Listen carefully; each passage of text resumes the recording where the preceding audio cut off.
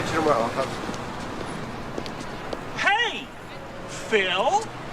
Phil? Hey! Phil Connors! Ned? Hi, welcome to the Bench Movie Club. My name's Charlie. My name's Ben. And in this episode, we're talking about the 1993 comedy starring Bill Murray, Groundhog Day. Directed by his Ghostbusters co-star Harold Ramis, who was Egon, obviously, in Ghostbusters. Right, yeah. And he's got a small part in this, who had previously directed Caddyshack and National Lampoon's Vacation. So was he like more of a director? No, he was sort of a bit of both. Because, well, he was really known as being Egon in Ghostbusters. That's what I'm saying. I thought he was an actor. I didn't know that he'd done more. Directing. Yeah, he'd done directing. He also done like Multiplicity with Michael Keaton, who was one of the actors he wanted for this. Yeah. But so the film, if you haven't seen it, is about Phil Connors, who's a weatherman, who is stuck in Punxsutawney. I can't remember. Gobbler's Spit, I think, is it? Gobbler's Knob. Gobbler's Knob. Gobbler's Knob is where they pulled the groundhog out of. And he's stuck in this town and he's in a kind of loop. So every day he wakes up at 6 a.m. to Sonny and Cher, I Got You, Babe. And everything's repeated each day. And he does it. It's never explained why. But I really like it because I think it's hilarious. I think he's really good in it. But I picked this, so you've seen this before anyway, haven't you? I have seen it a long time ago. Time ago, yeah. So what did you think? Yeah, I really liked it. I actually preferred it more this time than more than I did last time I'd seen it, which is like sort of 20 years ago, maybe longer. It's funny because there's two critics. There's a number of critics in America, a couple of high-profile ones, who at the time, when it came out, only gave it 3 stars, and in retrospect, years later, they said, actually, watching it again, we realised we like it a lot more. That's what I think I did. I think I actually appreciate it a lot more now than when I was younger. I just think it's a really clever idea for a film. It's a really clever... It gets you thinking. I mean, your brain goes all over the place, going like... Because there was one part I actually sort of mentioned... that apparently Danny Rubin and Harold Ramis, they were the ones that done it. They said they avoided the dark side of Phil's time-lapsing. Yeah. Which they could have realistically could have done anything. Yeah, you could have murdered people. You could have, raped people, bloody sort of massacred, done anything, because then he's going to be back to normal the next day. Yeah. And it starts, your brain starts going, where could it go? You know, you could do absolutely anything. Because if you're on the same time loop every single day, it would probably start sending you mad. Yeah. And you'd start thinking, what's the point? Because it shows that when he tries to kill himself multiple ways. Yeah. In every way you could possibly kill yourself, he tries to kill himself. But then he wakes up, Sonny and Cher, the next day again. Yeah. Which really, it must sort of, it must drive you mad. I mean, imagine how much you'd hate, even if it was your favourite song, how much you'd hate this one song into the same bit. It's like Mum waking up to a native New Yorker. Yeah, she probably wouldn't. She'd like it, so it stars Bill Murray, who of course is known for Ghostbusters, Scrooge, Stripes, Lost in Translation, those are Wes Anderson films. Andie MacDowell, who's in 4 Weddings and a Funeral, Hudson Hawk, Sex, Lies and Videotape. Chris Elliott's in it, from Something About Mary, Schitt's Creek. That's it. I recognised him straight away. I looked at him and I went, right, I know his face. Yeah. It's really bugging me. So straight away I'm Googling and I looked at the cast. I mean, that's it. That's what I know him from. Schitt's Creek. He's the mayor, isn't he? He's also in Scary Movie 2. He's the butler with the little hand. That's right. Yeah, see, I only know him from Schitt's Creek. But now, looking back, I didn't realise he was an actor from such a long time ago. Oh, yeah, he's always been quite a funny actor whenever he's been in things, even if he's got a small part, like where he's in Kingpin or Something About Mary. He's the one getting all the hives and stuff. And he's a great actor anyway. Oh, he's brilliant. I mean, I love him from Schitt's Creek. Yeah. I absolutely love him from Schitt's Creek. That's where I know him from the most. But then, looking at him, I remember him from all these other films. Yeah. He's obviously a lot younger in this than he is in Schitt's Creek. It's like 15 years earlier, isn't it? Yeah. Of course, yeah. Also got Stephen Tobolowsky, who's in Thelma and Louise, Memento, Insider. Who's in Thelma and Louise? Well, he's the Ned Ryerson. No one goes, it's me, Ned Ryerson. Yeah, who's he in Thelma and Louise then? I can't think. I don't know his name. Well, listen, we'll have to go back to that when we do it. So that's one I'm going to be doing. Yeah. Brian Doyle-Murray is in this. Bill Murray's eldest brother. He's also in Scrooged and JFK and Caddyshack. He plays his dad in Scrooged. And the one who comes back and chucks the meat. Says that's Phil. Right. In this, he's the mayor.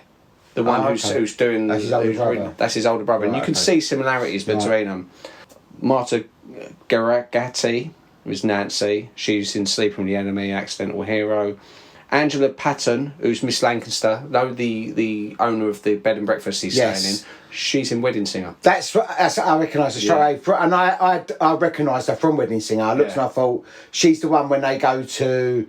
When they're getting married, the photo place, and they're going, we're going to get married. She goes, oh, you two are going to last. I can see that you are going to be together forever. And I recognised her face straight away, because that's only probably a couple of years between these two films. Yeah, about 5 years. About 5 years. Yeah. This is 93. So I think only a couple of years. 6, 7, that's about 4 or 5 years. Yeah. Rick Ducommun, who plays a small part, he plays Gus in the bar. So when he's driving with the two drunk people. Right.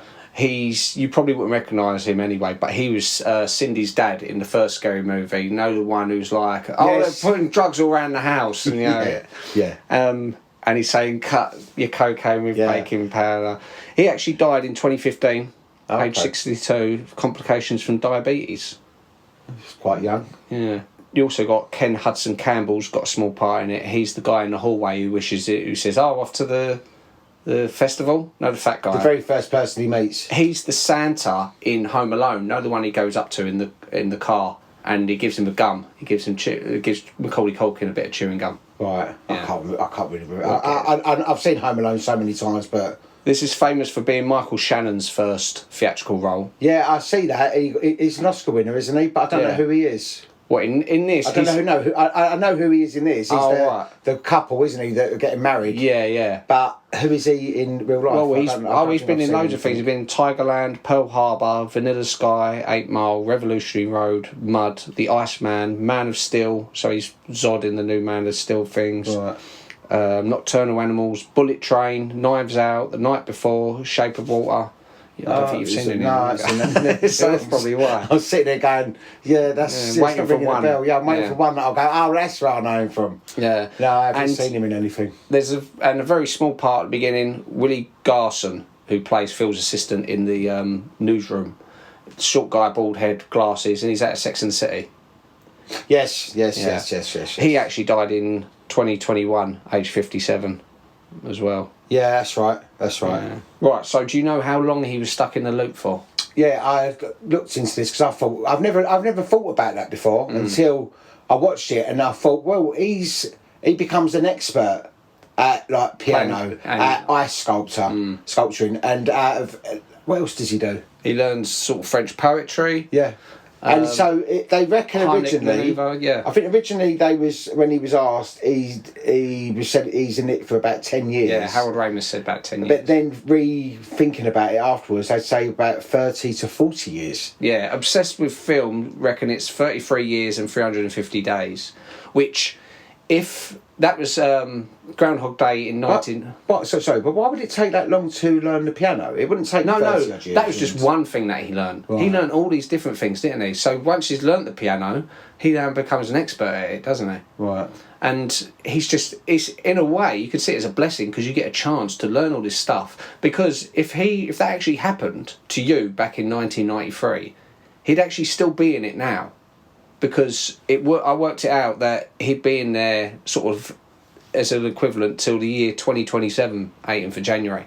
So imagine being stuck the same day for that many years. 33 years is such a long time. I mean, the novelty would wear off pretty quickly, wouldn't it? Because 33 years, 350 days, so let's say 34 years. So knock 34 years off of your life. How old was you 34 years ago? 16. So imagine waking up and you were 16 again. 15. So imagine waking up and you was 15 and you was like, God, so all of that. Fuck. See, that's what I'm saying. At the end of the day, and also you would get right moody with people because they're going. Because the thing is, they're saying the same thing again and again every single day. That's what I think would drive you mad. Is the fact that you're going to say this. Because he gets to a point. He goes, she's going to drop. This is going to be dropped. This one's going to say this. That's so and so who is married to this. So he's got to know every single person in that town. Yeah, he has done everything. So you think your brain can go right. Yeah. Like you could go do a darker version of it, and it could go to a completely different film. You know what I mean? Yeah. But it's like How much? Oh, I don't know. What in this one little town as well? Yeah. Because you think, even if I thought about, he tries to escape the town through the tunnel, doesn't he? And it's all frozen off. Even if he got up one of the mornings and decided, first thing, I'm going to just quickly drive out of town now and keep driving. As soon as he goes to sleep, he's going to wake back up in the same bed, in the same hotel, the same people, that guy outside the door. And you can see sometimes he sits up and he thinks, oh, sod this, and he goes back to bed. Which you can imagine he'd probably done quite a lot. Oh, you would do. But on the plus side, then the other days he thinks, well, you know what, I can just spend as much money, I can nick that money. Like, he works out how to steal the money from the bank. Yeah. Bill Murray was bit seriously enough that he had to have anti-rabies injections by the Groundhog. Yeah, twice apparently. Yeah, twice. Well, you read. I don't know what facts you got, so you deal with your facts, because I've got quite a lot. Yeah, Bill Murray was bitten twice by the Groundhog. Yeah, I just said that. What? Just in case you didn't know. Harold Ramis wanted Tom Hanks for the role originally, but because Tom Hanks at the time was very sort of squeaky clean kind of character, so they didn't think it would go really well with. So Tom Hanks was too squeaky clean at the time, so that's why he said he was going to be too nice. He also had the same argument for other people he considered: Chevy Chase, Steve Martin, Robin Williams, Michael Keaton, and John Travolta, who were all considered. But again, it's really, I think Bill Murray's really good in this. Oh yeah, he's perfect. He's perfect. He can do like little nasty, sarky things, and he can sort of, you can see him getting upset and getting emotional about things and losing it a little bit and sort of not giving a toss. So sometimes when he's doing the news thing, he's saying, "You're hypocrites. You should take him out and eat him." Yeah. That's what they used to do. And I think the first time he kills himself is when he kidnaps the groundhog and drives off of the cliff to the pit, which it's a little reference there, which is he's driving this red truck and the music that comes on is the music from the film Duel, which was Steven Spielberg's first film about a lorry chasing a truck driver. Okay.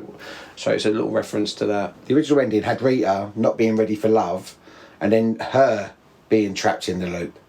That would be on the 3rd of February then. Yeah. So it's like he's now suddenly found... Which would be found himself. Yeah. He's suddenly, he's like 30 years later, whatever. Yeah. He is now changed as a person. Yeah. Whereas she's. Which I wonder how they would have done that. Whether they would have had her go through another whole day, which would have been a bit long, or if he'd woke up and she's like looks a bit crazy and she goes, "I know exactly what you're going to say," and as he goes to say it, she goes, "Because I'm stuck on this same day over and over." So it could be like she's halfway through it. Yeah. Which would have been interesting, but I don't think it was necessary. No. You know. But that was the original ending. Would have been. I don't think it would have ruined it. It wouldn't have. It's, although this ending is good. This ending's good. Yeah. And I do like, as you say, like Bill Murray's perfect for the role. He's very similar to the kind of character he plays in Scrooged. Yeah. He's good at that character, and it's a similar kind of character that he plays in this. Yeah. The writer originally He's gone on to say he's so grateful for this film because it's made him a millionaire. He's really happy that Harold Ramis made this and helped make the film happen because it's like the equivalent of winning the lottery, having your script picked up. Yeah. However, he also feels like it's a different film to what he wrote. So it's always a bit, because the original script that he wrote was a lot darker. Right. It wasn't so much of a comedy. It was a much darker film. It'd be interesting to see that then, the original story. Because I can imagine it could be dark. Yeah. It could be as dark as your brain will take it. You know, you can turn it into a completely different film. Yeah. But it's like you can go so many different directions with it because of the fact that you wake up the same time every day. Yeah. And there's no consequences for your actions. There was a bit in it as well, apparently, where he actually smashes the hotel room up and shaves his head. Mm. And then suddenly wakes up and his hair's all back to normal and all that kind of thing. So there was like they messed around with so many different little things to change it up. Yeah, so I wouldn't. It's one of those films that I wouldn't necessarily be bothered if they added extra bits because I think it's the right length, it's good pacing, and it's believable that he starts to lose it when he does. Yeah. Because even the second day when he's like, wait, what's going on? This is. I don't think I ever really thought about the exact amount of time he's stuck in that loop for. I don't think I ever thought. I thought maybe like a year. Yeah. I thought about a year or something like that. I didn't think 30 odd years. I'd be like, you'd be like, for fuck's sake. Yeah, but also. And you can't kill yourself. You can't do nothing. You can't get out of it. Yeah. And so it's got him to a stage where He's tried to kill himself, so that must have been at least a year or so, or a couple of years, and he's going, I can't do this no more. Yeah. And then each day, waking up to the same song, to the same bit, it's like... Same people saying the same thing. No one can say... Some days you embrace it and you think, right, well, this is where it is, or maybe I've got to learn something, maybe there is a reason for me doing this, because then he saves all these people's lives and does all these things on that day, you know, and at the end, when they're at the dance... Everyone's coming up to him as though like, oh, thank you so much for what you've done today. You know, you saved my husband's life.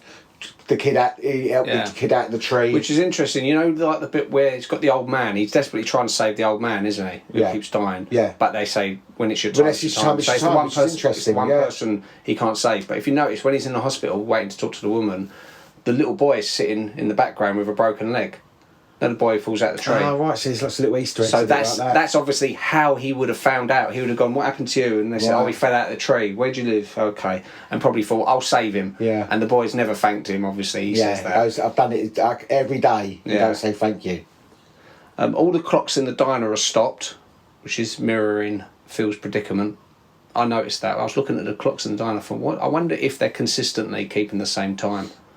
But they're all actually stopped. Every clock in the diner. Okay. They shot all the scenes concurrently, so every version of him getting up out of bed, they shot back to back to back to back. See, that's got to be really hard with extras doing exactly the same thing each time. I would have thought that, because it's like, how are you going to get someone to do... Yeah, that has got to be really hard, because you're the only person that should be different. Yeah. Everyone else has got to be in that position at that time. Well, all they've done is the same way you would shoot a scene multiple times. Go, right, take 2, take 3...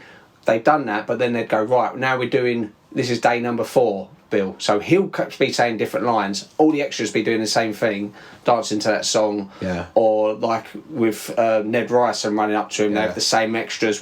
So action. So they have to get that on point. Yeah. But that's why it makes sense to shoot it back. Because if they shot it and they went, right, we're shooting the next time you're here, the week later and stuff like that. That was the main thing. Their problem with the weather, which you can understand, because you're going to get different lighting, or it's going to be different. Say it might be raining, or it might be too sunny, and all of a sudden you're going to look and go, you can't compare the two. Whereas it makes a lot more sense doing them all at the same time. They offered Bill Murray a spit bucket for his food gorging scene. When he's eating all the food, but he declined it, and then afterwards he felt really sick, mainly because of the angel cake that he shoves in his mouth. Yeah, Bill Murray and Harold Ramis fell out at the end of this film. There was something happened between the two of them, and they didn't reconcile until just before his death, Harold Ramis' death in 2014. Well, I read that Bill Murray was going through a divorce at the time, and he was obsessing over the film, like the smallest details, and he'd phone up Harold Ramis all hours. Yeah. All different hours, saying, well, what about this bit? What about this bit? And it was getting on Harold Ramis' nerves. So what he'd done, he just sent round Danny Rubin, the guy who wrote it. He said, look, you just go sit with him and iron out all the things. And Bill Murray sees this as like a bit of an insult. He's asking for his help, and instead he's just sort of saying, brushed him off. Yeah, you do with... Although, you know... It's a shame for them to have fallen out just for something like that. But they did reconcile later, which is good, because obviously Harold Ramis died, sadly, a few years ago, didn't he? Yeah, 2014 it says here. Danny Rubin says he was inspired by Christmas Every Day, which is a short story from 1892, despite various other sci-fi writers going, oh, that was my idea, which obviously loads of people would do, but luckily he was like, well, they couldn't prove it. They couldn't prove it was their idea over his. I think it's just one of those ideas that if you think, that's a brilliant idea, you can't expect to be the only person to think of it. Yeah. Do you know of any any parts from the original story that you said it was darker? You know things like murdering, murder. Yeah. I'd like to read the screenplay just to see exactly what the original story was. Yeah, but it could turn into a completely different film. Because Harold Ramis' previous films, like in particular Caddyshack and National Lampoon's Vacation, were much more adult humour. Whereas this, he wanted to make it more family accessible. So people say it's not so much it's a family film, but it's not. There's nothing in it that's going to, even though there is the suicides. Yeah. Like, another interesting thing is, when he jumps off that bell tower. Yes. That bell tower was apparently haunted because a girl had fallen from that spot, but inside, and died. Oh, okay. Yeah. Is it really called Gobbler's Knob? Or is that just someone with my sense of humour has gone, yeah, we'll call it that? Yeah, but I think it is. But you got to think, in this country, in particular in England, the amount of like silly named places where you go to like these little towns, you go, well, that's cool. Sounds like sort of Schitt's Creek kind of name, doesn't it? It features the 5 stages of death and dying, as in he starts off in denial, then he gets angry, then he's bargaining, then he gets depressed, and then finally acceptance. Phil? Phil Connors? I thought it was you. Ned Ryerson. Yes. I have missed you so much. I don't know where you're headed, but can you call in sick? I gotta get going. It's good to see you, Phil. I suppose even if you're thinking about it, even if it was your favourite day ever, and having to live that again and again, it wouldn't be favourite. No. So really, you'd want it just to be just a normal kind of day. An average day. But I always think about what was his life like afterwards? Because you got to think, maybe a couple of years later, he hears that song come on the radio. Does he have a panic attack? Does he have a flashback? Because he heard that song for 34 years every morning. I think you would be going through life trying, making sure you probably don't make mistakes, because you do not want that to happen again. And if he left there, would he ever go back? Thinking, oh, I don't want to go back. I mean, some people look and go, is this what it's like to be dead? There's a fan theory. That would be hell. I think would be hell, is to live the same day again and again. There's a fan theory that Ned Ryerson is actually the devil. Because what happens is every day he's trying to sell him all this insurance. If you notice, in the very last day, he goes, I ain't seen this guy in ages, and he's bought this off me, life and death insurance and stuff. So loads of people, someone online theorised that he sold his soul to the devil, so then the devil's cancelled the loop so he can come out of it. Right. Although in the original script, they did give a reason for why he was stuck in that loop. Oh, okay. They said it was a disaffected ex-lover called Stephanie who cast a spell on him to make sweet love to groundhogs all over the land while reading Charles Dickens, which is a weird... For him to make love to groundhogs? What? Yeah, I know. To make sweet love to groundhogs all over the land while reading Charles Dickens. Well, she sounds and weirdo. The spell was misinterpreted and he's stuck in Groundhog Day. I like the fact that there is no explanation and that he just gets on with this daily routine and... it's just mental. When you really think about it, it would just drive you mad. Yeah, and there's some days where you think, oh, this will be the last day then, because like when he tells Andie MacDowell what's happened, he goes, I know what's going to happen, I know what's going to happen, and she stays with him. Yeah, just one thing he has to do. He has to do a multitude of things. He has to do this, and he has to save this person. He has to learn, play the music for this. He has to learn this language. He has to do this ice sculpture. It's like, you'd and be like, I can't be asked for this no more. And he's using it obviously to seduce women. He thinks, well, I'll find out everything about him to seduce them, but it doesn't work against her, does it, Andie MacDowell? Would you do that? No.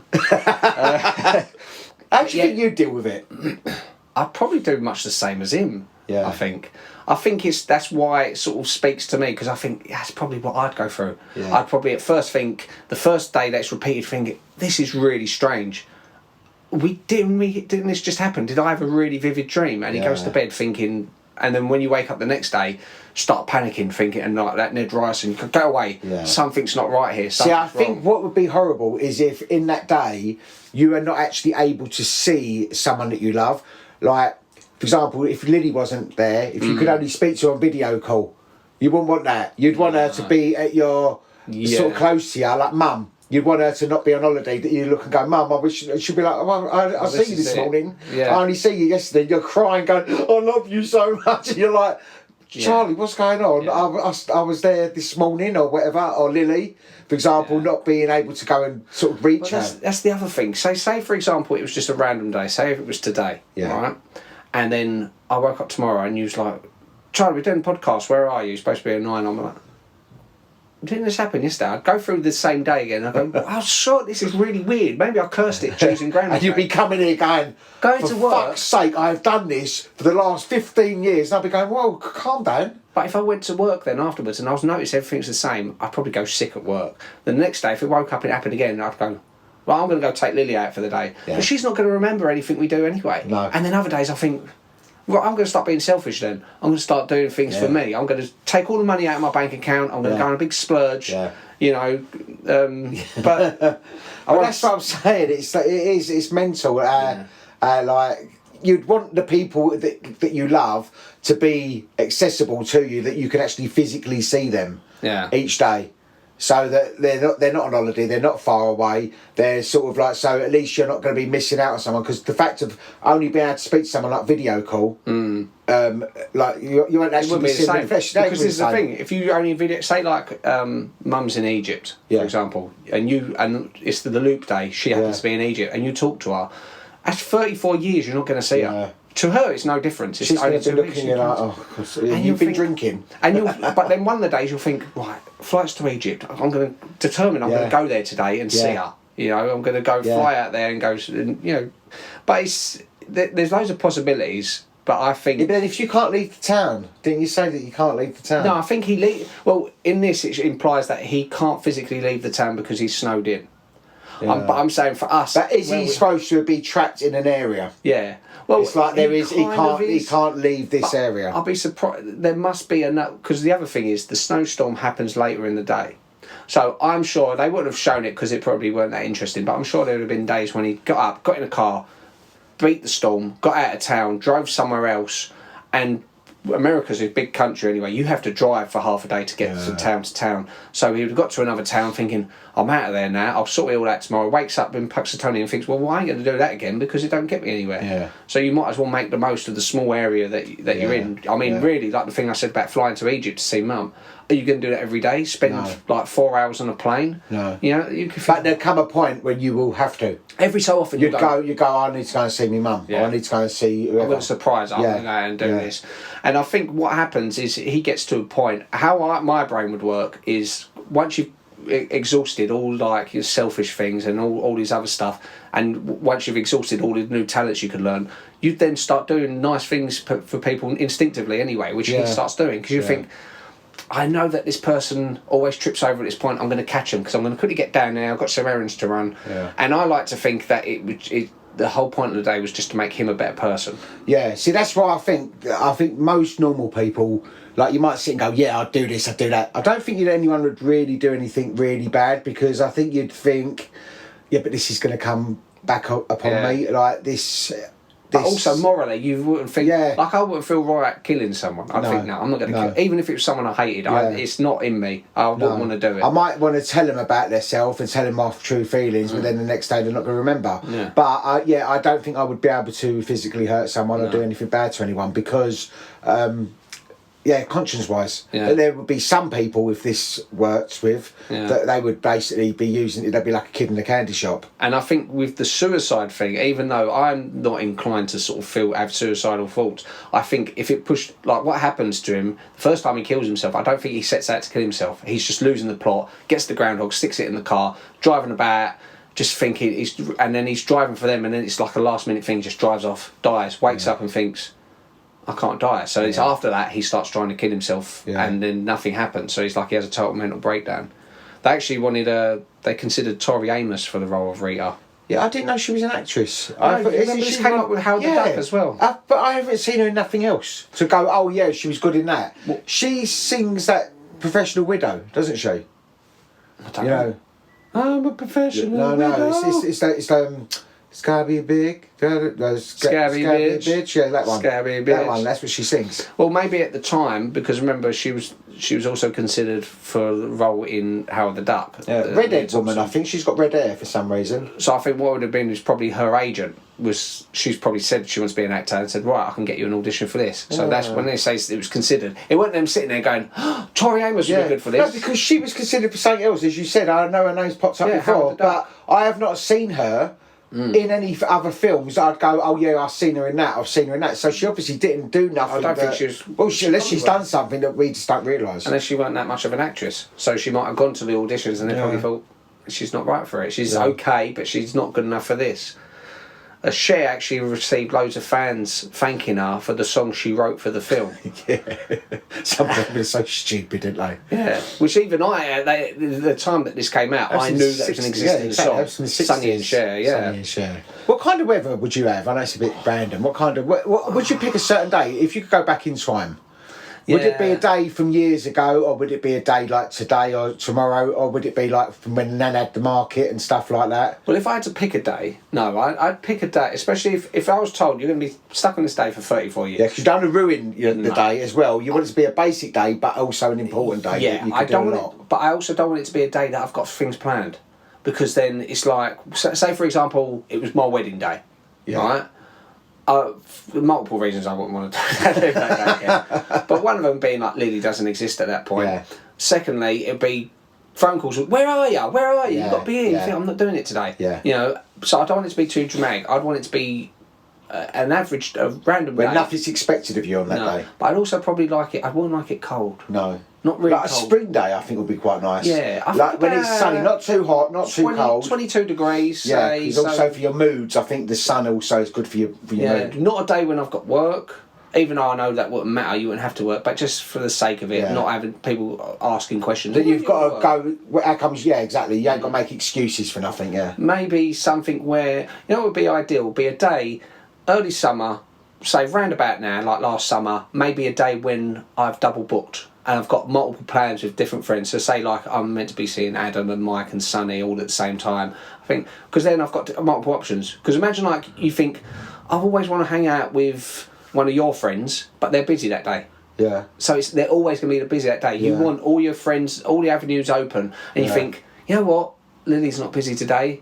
That's the perfect day, because Yeah. then I can spend some I days suppose with you have to her. work it on a day where. I want it to be a day when I don't have Lily though. Yeah. Because then I wouldn't feel guilty for the days that I don't spend with her. Yeah. I'd want it to be a day that she's, say, like at home but not doing much at the weekend, and I could phone her up, say, yeah, we're going to go out. I'll come get you. We'll go to London. Yeah. Or we'll do this. We'll go Thorpe Park. We'll do something random. I wouldn't want it to be necessarily one of her school days. I want it to be a day when she's available. Because, again, otherwise you have to argue and get them out of school. Yeah.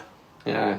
But Yeah, it'd be interesting. You don't get to choose, do you? Yeah, When I it suppose, happens, as you said, I was thinking, oh, would it be from years ago? Like, but then you'd see the people that you've lost. But then also, then there won't be people here now that you've got now. Like Little Ralph, for example.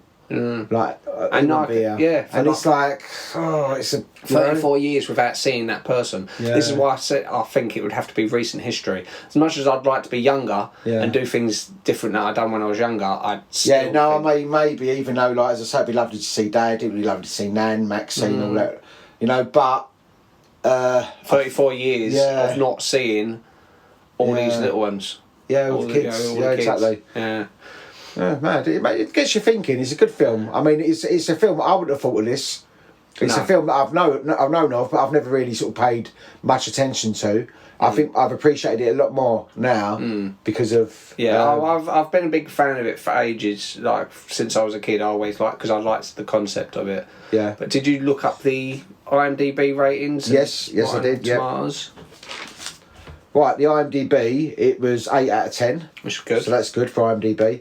Rotten Tomatoes, from the critics, it got 94%, and Yeah. the audience, it got 88%, Yeah, so you which can, is really good. yeah. The budget was 14.6 to 30 million, which is a big, Variance. yeah. But then it made 105 million. Yeah, so it made money. With Oh, it made a lot of money. Even if Yeah. it was 30 million, it's made 105 million. So, I often think a testament of a film as well is if you think if the people who made it, particularly like the star, when they eventually pass, on the front page on the newspaper, will it mention that film? So it will say Bill Murray. It will say Ghostbusters, Groundhog Day. yeah, it's a big Ghostbusters. You know, Isn't it? it'd Like be Michael J. Fox will be Back to the Future. Yeah, but I think Bill Murray would have Ghostbusters first, and this would probably be second, I reckon, because he's well known for this. It could be this. I don't think it'd be Caddyshack. Could be Scrooge, but that's sort of It might be Lost in Caddyshack. Translation, maybe, because he got Oscar nominated. You know, No, it I could- think could- Ghostbusters it would be. Oh yeah, no, but I'm saying Murray. Ghostbusters would always be first. I think for him. Yeah. But for me, this would be a close second. I think this would be. They could. Some other papers would say the Groundhog Day. Like in the second paragraph, they said the Groundhog Day star. Yeah. Do you reckon they'd ever remake this? I hope not. I hope not. It don't need to. There's not a foot. Wouldn't you like to see a version of it, of the original script? Like, take it away from that. It's not this film. Yeah. It's like, it's not nothing to do with this film. So this stands alone on its own. But to see the original script, Yeah. the way it was meant to be, so many years later, so it would be a fresh idea. Yeah, but this idea, other people have run with it since then as well. There's a film. Not to the extent of this one. No, there's one called, I think, Live, Die, Repeat with Tom Cruise, and it's him as a soldier, and he's going into the battle, and every time he takes the wrong step, he gets shot. He wakes up and he's at the same place again. Yeah. So he's got. I don't really like Tom it's not a Cruise. touch. It's not a touch on this. It's and they've also parodied this in multiple. I've seen an X-Files episode where there's this guy waking up, and every day, and he's saying, "This day isn't real. Yeah. There's no way this. You don't understand. All that's going to happen. You're going to execute me like he's on death row. Yeah. You're going to execute me. I'm going to wake up. I'm still going to be here." And they look at him like he's nuts, and it shows you that it is happening to him, and he can't explain why. It happened in Mickey's Once Upon a Christmas. There was a short story where the three boys, Huey, Dewey and Louie, the small ducks, wished that it was Christmas every day, and they end up getting sick of Christmas because it is like, Christmas every day. I wouldn't like, for example, if this was to happen to me, like, not that I want it to happen to me, but you wouldn't want it to be on Christmas, or you wouldn't want it to be on your birthday, you wouldn't want it to be on a special day, because that it would get ruined for you. Yeah, maybe I'll do it on one of your parties because I can have a different costume each time. Yeah. Because I always think of all these costumes. I think, wow, I'm going to do this costume today. Yeah. But yeah, no, I'm a big fan of this film. So next week it's now officially going to be February, so we're going to do rom-coms. And what rom-com have you picked, Ben? Right. I do Groundhog Day. I do like a rom-com, yeah. I was thinking of Bridesmaids. Okay, yeah. Have you seen Bridesmaids? Years ago. I did see it years ago, but I'll watch it again. Oh. Yeah, I saw Bridesmaids when the week me and my wife split up, so I wasn't in a laughing mood at the time. Right. And I was sitting there going, Who did you watch that with then? silly bitches. Watched it with my wife. Watched it with my wife and her sister. It was on Christmas Day we watched it. Oh god, I bet that was fun. Yeah, and it was just like, I'm not in the mood to watch a comedy. It's probably a good intention because you think someone thinking, let's put a comedy on, that will lighten the mood. Yeah. Sometimes you just can't lighten And the mood. I was just like, oh. So, yeah, I'm probably, I Watch it definitely, with fresh eyes now. Oh yeah, I will do. I'll definitely laugh. I'll be able to appreciate it a lot more. I do remember it vaguely. I remember like. Well, it's good. It's good then to take you away from that memory of it to give you a whole new memory of it. Yeah, yeah. You know, so it's a good film. I think you'll like it. It's funny. You've got some good performances. It's a well loved film, and it's proper little rom com. It's a nice feel good. So let's start February with nice feel good sort of rom com, nice films. Very quickly, going back onto Groundhog Day, what I'm interested to see, which is very easily done, I'd like to just see an edit where when he wakes up for the last day. So it's however the rest of the world would have seen it. Because you think his personality completely changed overnight, didn't it? So obviously he's being very dismissive to Andie MacDowell and Schitt's Creek man. Yeah. And then the next day he knows everything about him, does all this stuff. Just out of curiosity, just to see what it would look like, how it would, you know. It's clever the way they do it. Like when he's dating Andie MacDowell, for example, gets to a certain point and she'll slap him, or she'll go.